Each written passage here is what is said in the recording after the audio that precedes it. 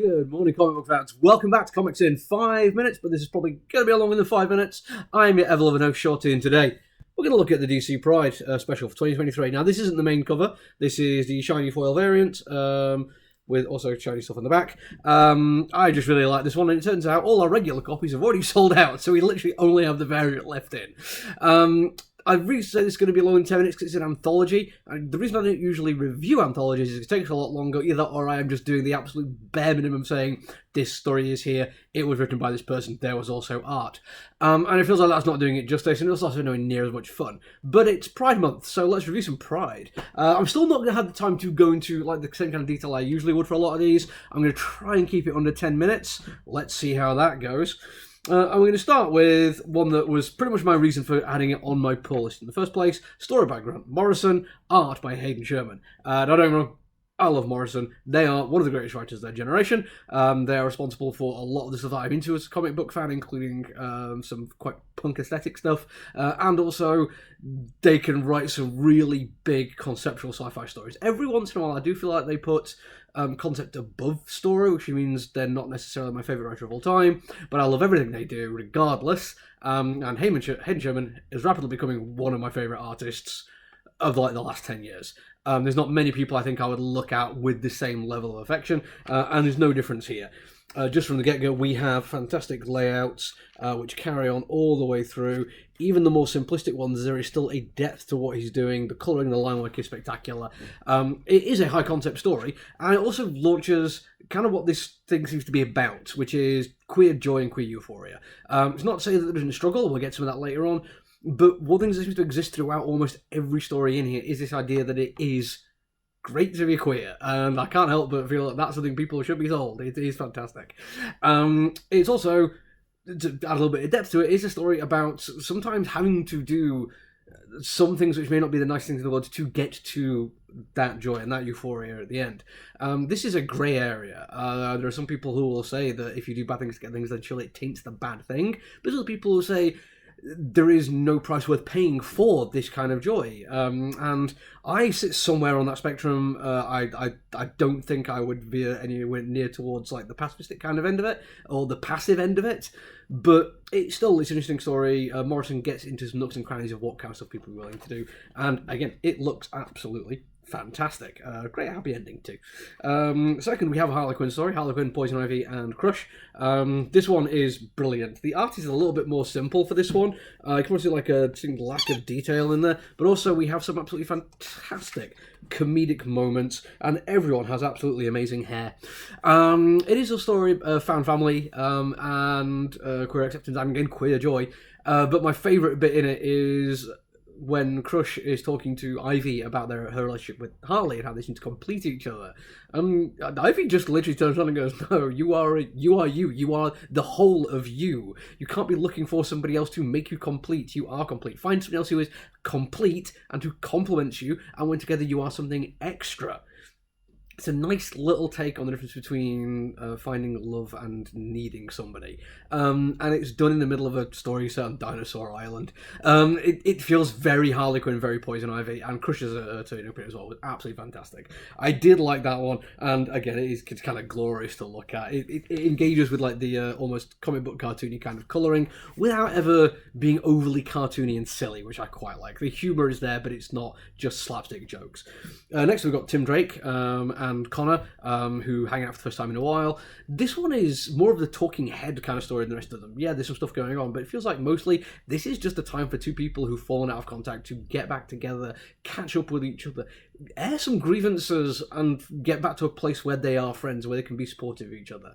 It also has some nice little touches on the idea of what it means to come out to a family member, and the fact that they aren't entitled to it. But how they respond also shouldn't necessarily be a defining feature of who you are after that.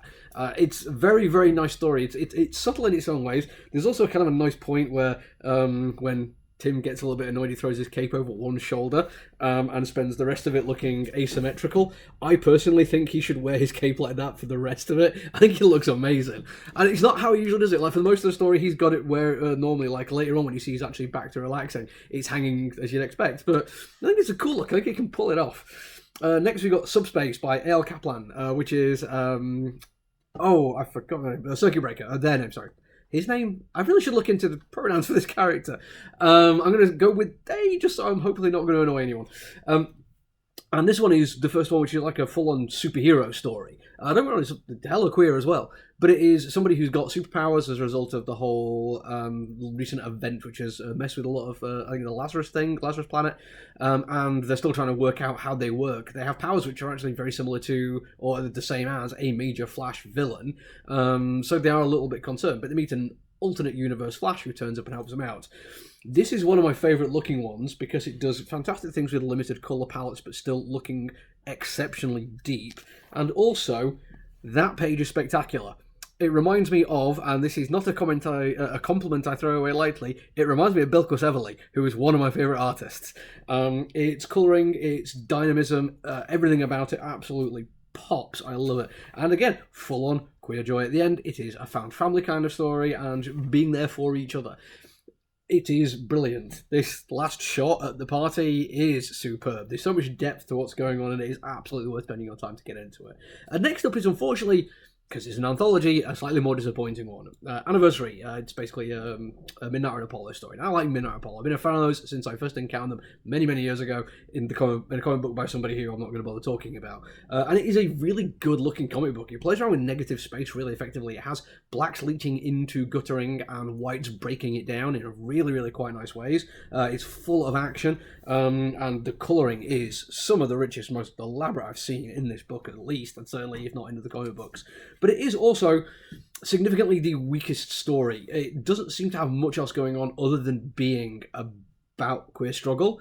And it sells some of that quite short as well. It seems to be pushing more this narrative of that things are getting better and small victories still count, kind of ignoring the fact that for the first time in quite some time there's been way more push back onto queer acceptance than there has been for a long time. If you look at just drag being made illegal, and a whole bunch of just really nasty laws around the place. Like, there are self-defense groups, queer self-defense groups in America are talking about getting armed, and I've not heard stories like that since the Black Panthers. So to say that everything is going to be okay, I feel like this story sells itself short a little bit by concentrating on that side of things, especially when you have one of the characters being Midnighter, who is a created super fighter who can see every attack coming and knows how to counter it. To have people telling him that he shouldn't be worried about that and things will just get better feels like it's flying in the face of the character quite a lot. And again, the weakest of the stories. It's a shame. It looks fantastic. It is absolutely beautiful. Next we have Lost and Found, which is a Spirit World story. I've been reading the Spirit World stuff. I've really quite enjoyed the first issue and the first appearance. This is another superhero story for the most part, but it's also managed to break down like a very common trope in this kind of storytelling, where we have a new queer character, Xanth, again, 100 apologies if I'm mispronouncing that name, who meets Cassandra Cain, Batwoman. And it's actually Xanth who gives Cassandra Cain like a really good advice and helps them out. It's usually always the other way around, where the older, more established character offers help to the youngster and helps them get through a bad time. Flipping that around and actually giving Xanth their own power, I think really helps that character development very early on. And also, cool story, looks fantastic. I just like that little shot there. There's just something beautiful about it. Next up, we have, and this is one of the weak ones, I'm afraid. It's, somebody Irons. Natasha Irons? I'm afraid I'm not very good with remembering all these characters' names. This is, like, by far one of the most cartoony of them, and it's also the thinnest in terms of stories. It is just, she's created this thing that's designed to, simulate combat to train superheroes, and apparently it's quite hard to convince Nubia to do it, but then she convinces Nubia, and it's actually all cool, and then they go on their separate way. It's a very one-note story, and although the colouring is quite cool, it's also, like, really over-the-top cartoony, and I think it takes away from anything that they were trying to do. I mean, again, thin story, so I can't really complain too much. It's also like a little pet peeve of mine, which is having like the unnecessary borders around a lot of things in really thick OTT colouring. Next up we have, jump to the titles for all these. The Dance. This is a I've forgotten the name of the character here. It's a shame. Ghostmaker, whose character I actually have been following for a little while. He looks absolutely amazing. He's an interesting, fun character. Got put into the Batman comics a while ago, and I've been a fan ever since. And this one, I think people could say that it is a thin story, but I don't think so. Because the base of the story is he turns up and sees another costumed hero in trouble, and he jumps in, and there's two of those two fighting against two costumed bad guys. And throughout all of it, it's talking about combat being a dance. It is, beyond all shadow of a doubt, the most erotically charged of the stories in here. Full on, unmistakable, nothing but erotica. Ends with that sequence, that scene there. But that's not what it all is. It actually has more depth to it than that. And I can see there's probably a certain kind of person out there that's like, oh wow, this is literally just about two guys boning down. It's like, no, it isn't. It is, again, about joy. It is about finding joy and beauty wherever it presents itself and grabbing hold of it. Not letting anything else get in the way of that. And yeah, gotta love it. This next one is a Hellblazer John Kent story, which feels like, of all of them, it's the one that didn't need to be in a queer thing. Yes, I mean, yeah, the two characters absolutely are, but it's actually just kind of a cool little mini vignette story of those two getting to know each other, John doing an unusually good deed by blackmailing getting John Kent to lie, and I feel like this is just a fun little horror superhero crossover, which works in here, but would work anywhere else as well. Also looks kind of cool. There's some good action, good fight scene in this one. Again, very good use of negative space. We follow that up with just a tribute to Rachel Pollack. I've not read all the way through this one because it is several pages and a lot of people just saying what they remember about and how much they loved her, and that is all great. I absolutely love it. But I'm here to review a comic book, and then we finish it on Bad Dream, which is a Dreamer story, and this is the shortest of them, but not the thinnest. It is literally just a handful of pages. But what it does really effectively is the thing which I've mentioned in previous reviews. It actually uses dream imagery very, very effectively. It doesn't have to make sense, doesn't have to conform to any laws, either of comic book layouts or of physics in the real world. It doesn't have to make sense visually, emotionally even. It can be just a hodgepodge of things. Dreamers' powers being what they are, this is very effective for them, and I really do like what they do. I can't wait to see more of this character. I think I read their first appearance. I think I might actually have that in my collection somewhere. But this one also is the most obvious to be continued story. Of all of them in here, this is the one that is like leading into something else, and I think that's a good way to end it. Now, very quick rundowns of all of those. I got into detail on some and I thought was necessary. Some others I just kind of brushed over. It's an anthology. It's what I was going to do. And you're probably also now thinking, but Shorty, is it worth getting? This is a review. Are you saying it is worth it? Yes, I absolutely am. Because things that it does well, it does to a very high degree of wellness. The things it doesn't do as well, we're only talking like just a bit below average. We're not talking anything bad happens in here. Even like the thin lack of story in the Midnight on Apollo one, it's still a beautiful comic book. The comedic silliness of the Natasha Irons one is... Stephanie? Natasha? I'm generally forgetting her name, I do apologise.